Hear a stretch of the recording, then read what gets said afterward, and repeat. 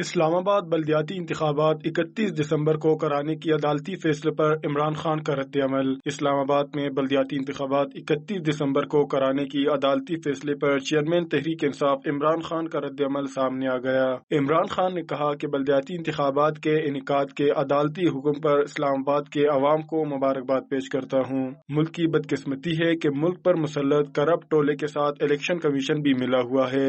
عمران خان نے کہا کہ الیکشن کمیشن ہمیشہ ان چوروں کی حمایت کر کے جمہوریت کے خلاف فیصلہ کرتا ہے۔ معزز عدالتیں ہمیشہ الیکشن کمیشن کے غیر قانونی فیصلوں کو مسترد کر دیتی ہے۔ اسلام آباد کی عوام کل بلدیاتی انتخابات میں بھرپور شرکت کرے۔ خیال رہے کہ اسلام آباد ہائی کورٹ نے الیکشن کمیشن کو کل 31 دسمبر کو وفاقی دارالحکومت اسلام آباد میں شیڈول کے مطابق بلدیاتی انتخابات کرانے کا حکم دے دیا ہے۔